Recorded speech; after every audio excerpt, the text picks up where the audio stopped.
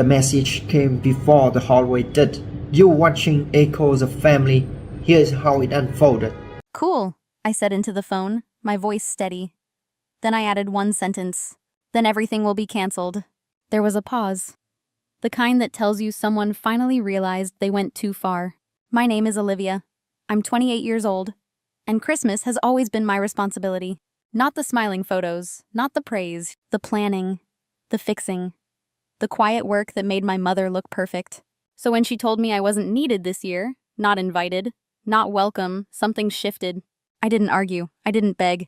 I stopped protecting her holiday. And that was the moment her perfect Christmas began to fall apart. Before we go on, tell me where you're listening from right now. A quiet kitchen, a parked car, or a room you finally have to yourself. This is Echoes of Life, and you're not alone here. I didn't choose to become the one who handled Christmas.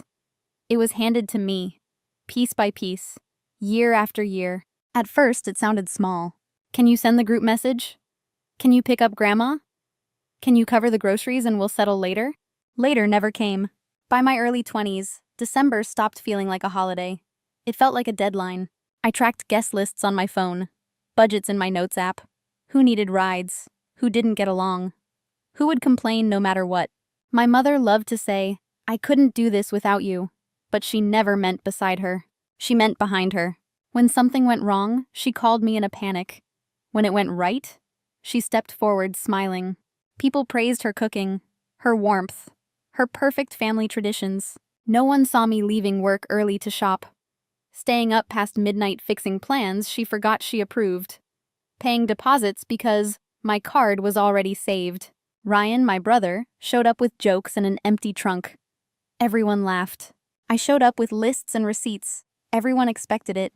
I paid for candles, decorations, extra food just in case. When I asked to be paid back, my mom sighed like I'd disappointed her. "Why are you making it about money?" This is family. So I stopped asking. I told myself this was what being dependable looked like. That this was love. That I mattered because things fell apart without me. But slowly I noticed something. I wasn't included in decisions. I was informed after. I wasn't thanked. I was relied on. And when my mother finally said, "No one needs you this Christmas," it didn't come out of nowhere. It confirmed what I'd been afraid to admit. I wasn't her daughter in December. I was her unpaid labor. And once you see that clearly, you can't unsee it. The week before Christmas, the house always changed. Not louder, not happier, heavier. I could feel it in my body before I understood it in words. Most nights, I stood in the kitchen scrolling through emails. Work reminders, schedule changes, a message from my boss thanking me for staying late again. In the living room, my mom talked about centerpieces, about lighting, about how the table had to look effortless. Effortless for her meant invisible for me. She'd call out without turning around.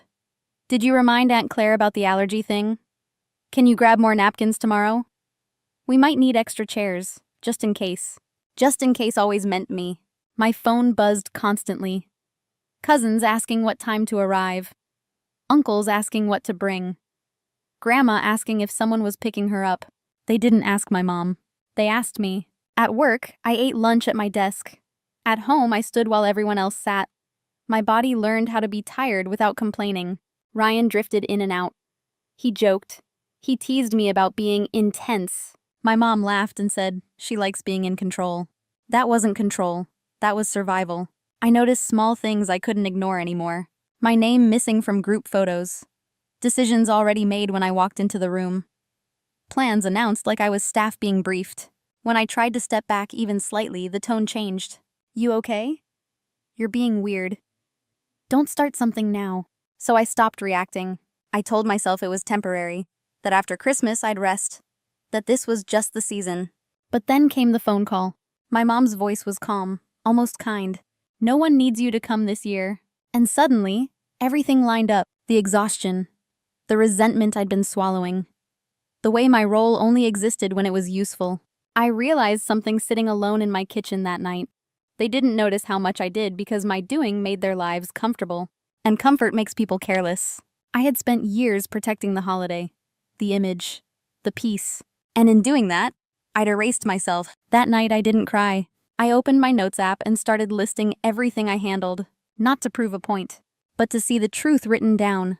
Because once you document what you carry, you start asking why you're the only one lifting it. If this were your family, what would you do?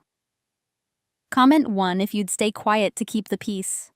Comment 2 if you'd finally stop carrying what was never yours alone.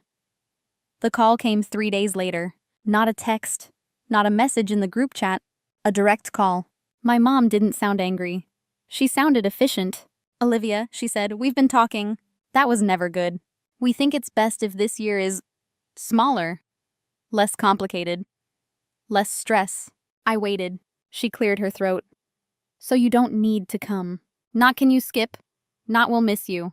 You don't need to come." For a moment, my mind went completely quiet.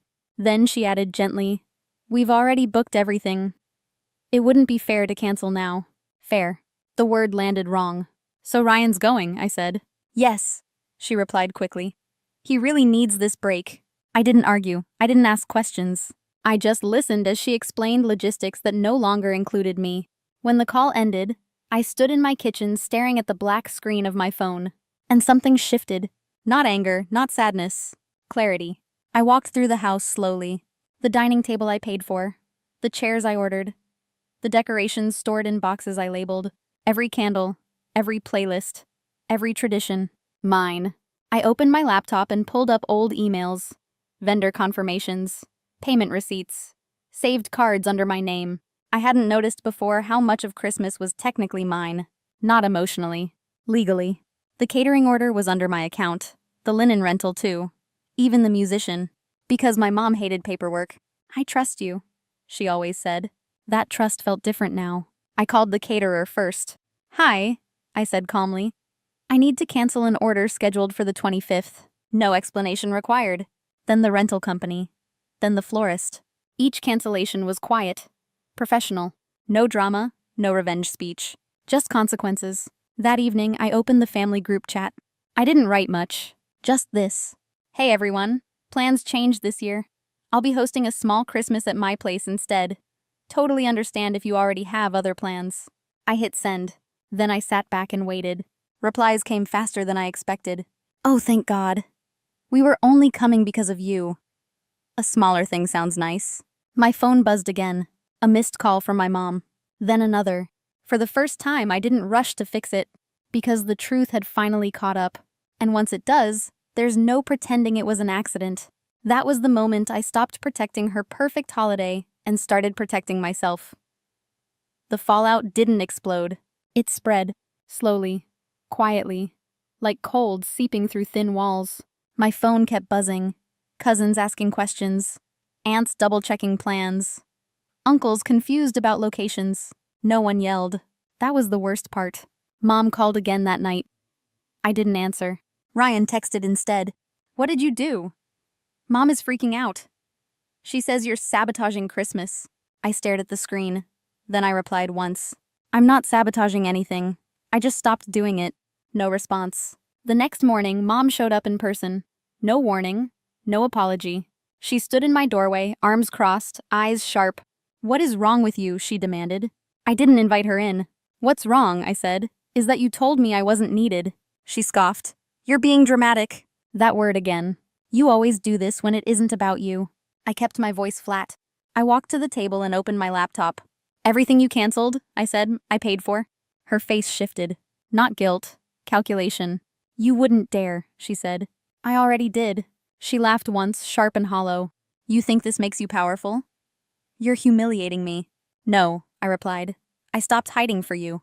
Ryan stepped in behind her. "Mom," he said quietly, "maybe we should talk." She snapped toward him. "So now you're taking her side?" And there it was. The split. The thing she avoided for years by letting me absorb everything. Now there was no buffer. By noon, the story was changing. Not because I explained. Because people noticed. Grandma called me directly. "I don't understand," she said softly. "Your mother says you abandoned Christmas." "I didn't," I told her. "I just stopped running it." A long pause. Then, "I wish I'd known." That hurt more than yelling. By day 2, the group chats fractured. Smaller threads. Side calls. Quiet questions. Mom tried to control it. "She's sensitive. She's overreacting. She always does this." But people were comparing notes now. Who handled the reminders? Who coordinated the rides? Who paid the deposits? Who always showed up first? The illusion cracked. That night, Ryan came to my place. Not angry, just tired. "She's blaming you for everything," he said. "I know," I replied. "She says you ruined her holiday." I looked around my apartment. Warm lights, food cooking, people arriving because they chose to. "I didn't ruin anything," I said. I removed myself from the lie. Ryan swallowed. "I don't think she knows how to fix this." I shrugged. She never tried to fix me either. For the first time, no one asked me to smooth it over. They were finally sitting in the silence I'd carried alone. And they hated how empty it felt without me. Christmas morning was quiet. Not empty, not sad. Just still. Sunlight slipped through the blinds of my apartment. The kind that doesn't rush you. The kind that lets you breathe. I made coffee and stood barefoot on the kitchen floor. No group chats buzzing. No last-minute crises. No one asking me to fix anything. For the first time in years, Christmas wasn't a performance. It was just mine. People arrived slowly. Not because they were obligated, because they wanted to be there. Grandma hugged me longer than usual. Ryan stayed quiet, but present. No one needed a script. We ate when the food was ready, laughed when something burned, let the day unfold without forcing it. At some point, I realized something simple. I wasn't waiting for my mom to call anymore. Not for an apology, not for permission, not for approval. I already had what I needed. The truth didn't fix everything. It didn't erase the years I lost. It didn't magically turn my family into something healthy. But it did one thing. It stopped me from disappearing. I didn't walk away to punish her. I walked away to stop betraying myself. Boundaries didn't make me cruel. They made me visible. Later that night, after everyone left, I sat on the couch in the soft glow of the tree lights. The same couch I once paid for so someone else could look good. Now it held me. I thought about the girl who stayed quiet, who swallowed disappointment, who believed love meant being useful. She did the best she could, but she doesn't run my life anymore. If this story felt familiar, if you've ever been told you were too much, only when you stopped giving everything, know this: you're not hard to love. You were just being used.